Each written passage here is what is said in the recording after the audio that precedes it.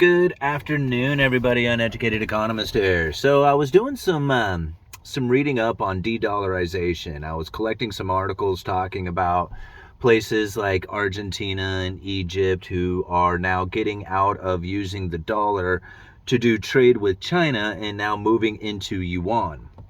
And something very interesting that I picked up when I would read some of these articles is that the idea behind it is that they want to get out of the dollar because they hate the dollar, right? Like everybody's like kind of mad at the United States and don't want to deal with the dollar anymore, and they want to get out of the dollar and start moving into doing transactions using their own sovereign currency. So, for example, Russia has been selling oil to India in rupees, or in the case of the article I was reading, Argentina is wanting to purchase items from China using the yuan.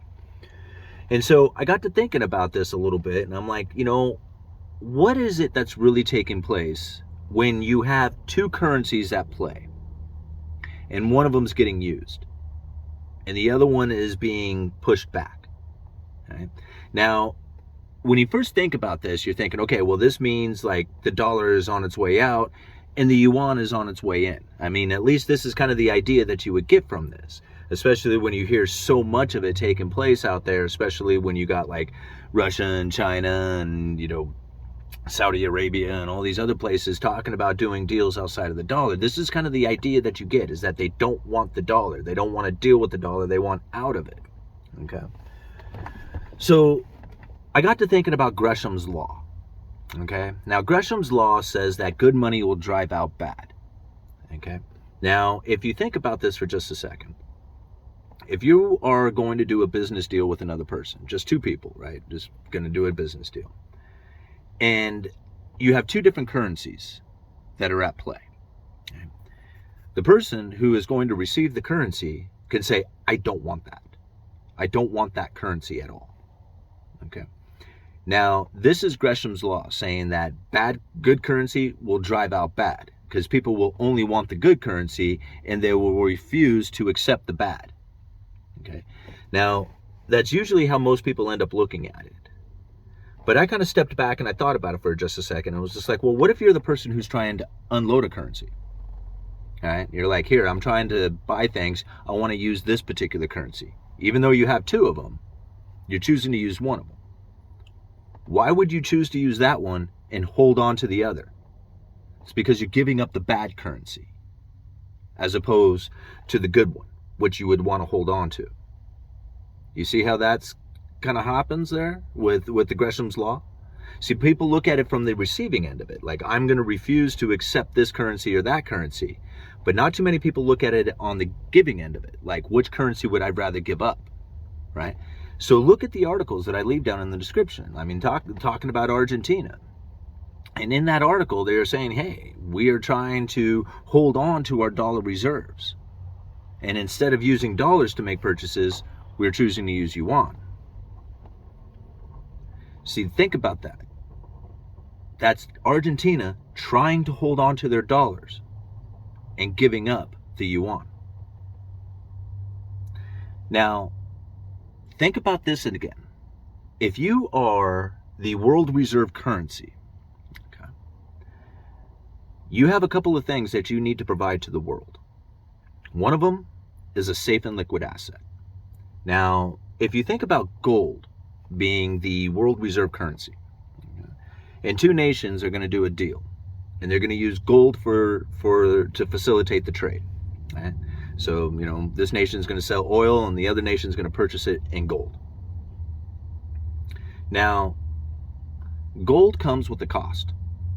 There's a transportation fee, there's storage fees, there's security, there's all kinds of fees that are attached to gold. So who pays for that? Right?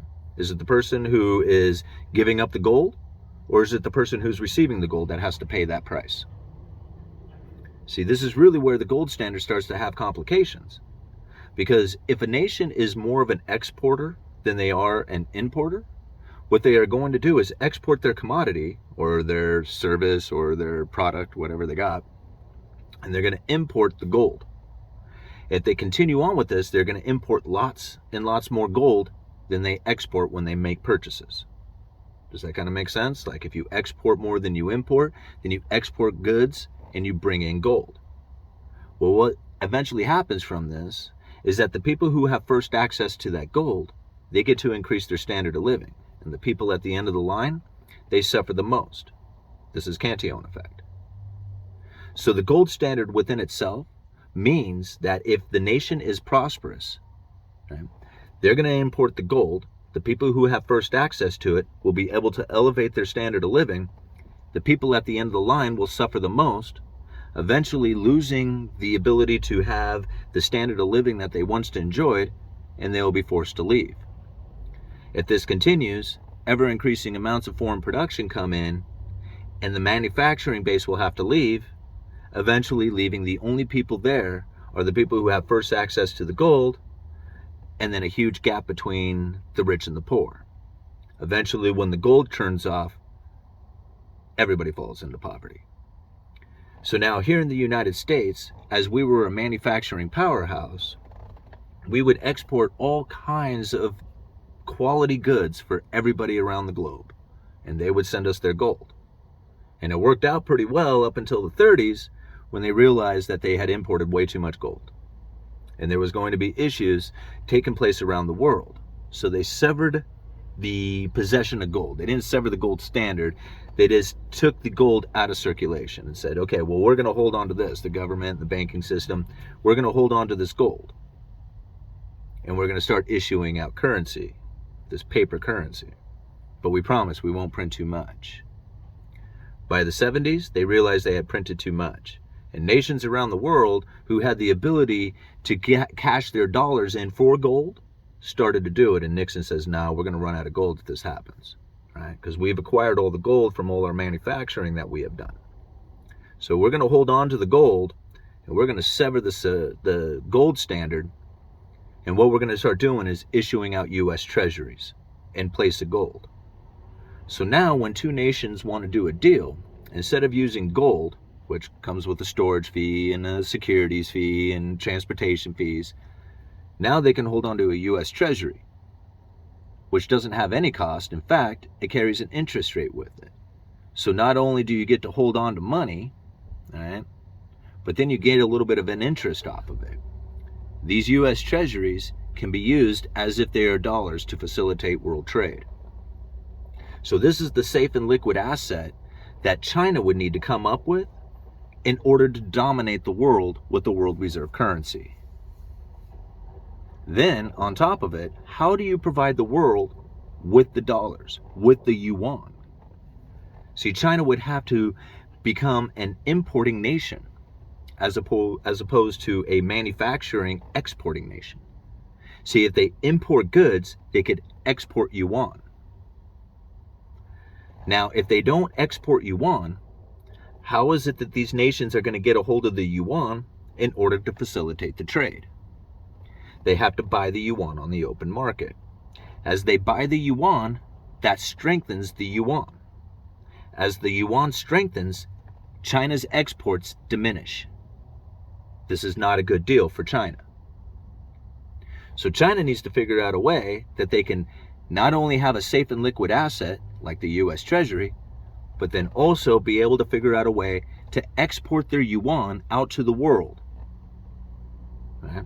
And this is where Triffin's dilemma comes in. Right? How is it that you get the dollars or the yuan out to the rest of the world? If you are a manufacturer, you are getting dollars back to you from your manufacturing exports. The only way to get the dollars out to the world is to buy the world's stuff and export your currency. See, now I look and I see that Russia is wanting to set up bond payments in yuan. Argentina is wanting to make purchases in yuan. Egypt is making purchases in yuan. China is playing this game, but it's not working out for them. Their manufacturing is falling dramatically. Their unemployment is rising. And the entire de-dollarization is backfiring against them. It's not working. Now, granted, give it time, and eventually the dollar will fail. It is a fiat currency. All fiat currencies fail. But the problem with the failure of the dollar is that it's not going to be a straight line down. And as people try to get out of the dollar, what's going to end up happening is they are going to get out of their US dollar denominated debts. They're going to quit writing new debts in dollars. And as this all starts to take place, people will be scrambling trying to get a hold of those dollars in order to pay off those debts. As those debts disappear, dollars that were being used will disappear. Think about this. As those debts are getting paid off, dollars that were being used disappear. Those debts that are written in US dollars get used as if they're US dollars. So when a nation writes a bond that is due in dollars, that doesn't have anything to do with the United States, doesn't have anything to do with our government, our banking system, it doesn't have anything to do with our people. But these nations have written debts due in dollars, and then those debts get used as if they're dollars. Can you imagine how much dollar denominated debt exists in the world and then gets used as if it's currency? Right? As this dollar de-dollarization takes place, these debts will begin to unwind, less of them will exist, and dollars will literally be destroyed. This will strengthen the dollar. It's very hard to wrap your head around this stuff. But now think about Gresham's Law. Think about it when nations are wanting to use the Yuan and hold on to their dollar reserves. What is actually taking place? Is this de-dollarization or is this dollar securitization? Uneducated Economist, you let me know.